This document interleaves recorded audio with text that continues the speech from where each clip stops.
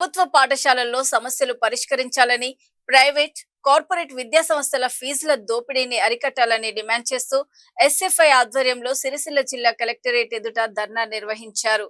రాష్ట్రంలో విద్యా సంవత్సరం ప్రారంభమై రోజులు గడుస్తున్నా ప్రభుత్వ పాఠశాలల విద్యార్థులకు ఇప్పటి వరకు పూర్తి స్థాయిలో యూనిఫామ్లు, పాఠ్యపుస్తకాలు, నోట్బుక్స్ అందలేదని ఎస్ఎఫ్ఐ రాష్ట్ర అధ్యక్షుడు శనిగారపు రజనీకాంత్ ఆరోపించారు. ప్రైవేట్, కార్పొరేట్ విద్యా సంస్థలు అధిక ఫీజులు వసూలు చేస్తూ విద్యను వ్యాపారంగా మార్చాయని విమర్శించారు.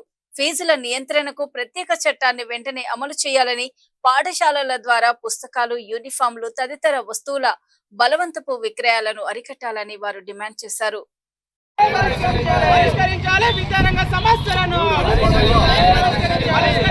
ప్రభుత్వ పాఠశాలల సమస్యలను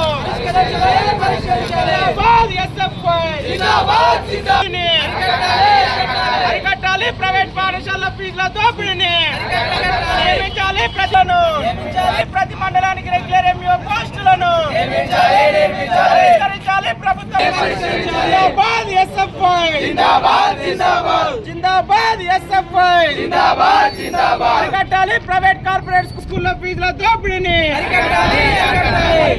ప్రైవేట్ కార్పొరేట్ స్కూళ్ళ ఫీజుల దోపిడీని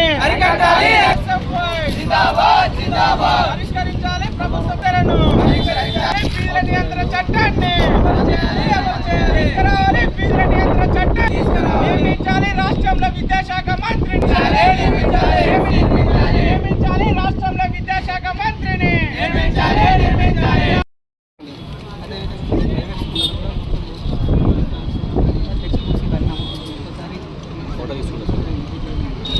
ఎస్ఎఫ్ఐ రాష్ట్ర కమిటీ పిలుపులో భాగంగా ఈరోజు రాజన్న సిరిసిల్ల జిల్లాలో కలెక్టరేట్ వద్ద నిరసన చేయడం జరుగుతుంది. ఈ నిరసన యొక్క ముఖ్య ఉద్దేశం, ఈరోజు రాష్ట్రంలో ఉన్న ప్రభుత్వ పాఠశాలను ఈరోజు పరిరక్షించడంలో కాంగ్రెస్ ప్రభుత్వం పూర్తిగా విఫలమైంది. ఈ రాష్ట్రంలో ప్రభుత్వ పాఠశాల అనేక సమస్యలతో ఈరోజు విద్యార్థులు చదువుతున్న పరిస్థితున్నది. ఈరోజు సమస్యలు ఈరోజు స్వాగతం పలికినాయి. ఈరోజు ప్రభుత్వ పాఠశాలలో కనీసం తాగడానికి ఈరోజు మంచినీరు లేని పరిస్థితి ఉన్నది. కనీసం విద్యార్థులకు ఈరోజు మూత్రశాలలు, మరుగుదొడ్లు కానీ కనీసం వాటిని ఈరోజు రిపేర్ చేయని పరిస్థితి ఈ రాష్ట్రంలో ఉంది. ఒకవైపు రాష్ట్ర ముఖ్యమంత్రి ప్రభుత్వ విద్యా రంగాన్ని ఈరోజు బలోపేతం చేస్తామని చెప్తున్నాడు. తన దగ్గర ఈరోజు విద్యాశాఖ ఈరోజు పెట్టుకున్న పరిస్థితి ఉన్నది.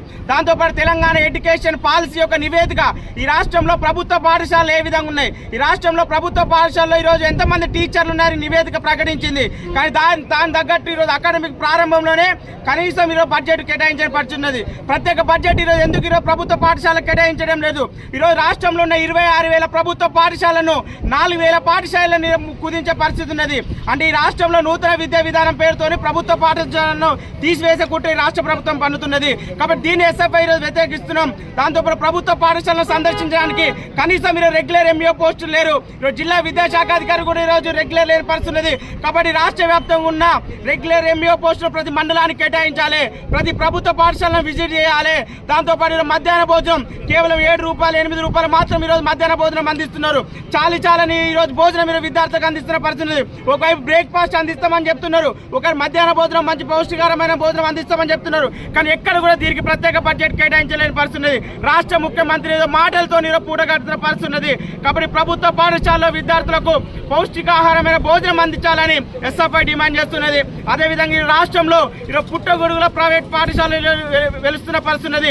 ఈరోజు ప్రైవేట్ పాఠశాలలో కనీసం ఈరోజు ఫీజుల నియంత్రణ చట్టం తీసుకురాలని పరిస్థితి. ఎడ్యుకేషన్ పాలసీ చేసింది. ఈ రాష్ట్రంలో ప్రైవేట్ పాఠశాలలు కేవలం నర్సరీ చదువుతున్న విద్యార్థులకు 1,00,000 నుండి 4 లక్షల రూపాయల ఫీజులు ఈరోజు తీసుకుంటున్నారు. కాబట్టి ఈ రాష్ట్రంలో ఫీజుల నియంత్రణ చట్టం తీసుకురావాలని ఈరోజు ఎడ్యుకేషన్ పాలసీ చెప్పింది. కానీ ఎడ్యుకేషన్ పాలసీ రాష్ట్ర గవర్నమెంట్ కాంగ్రెస్ ప్రభుత్వం నియమించిన కమిటీ ఈరోజు చెప్పినా కూడా ఈ రాష్ట్రంలో ఇప్పటివరకు ఫీజుల నియంత్రణ చట్టం తీసుకురాలేదు.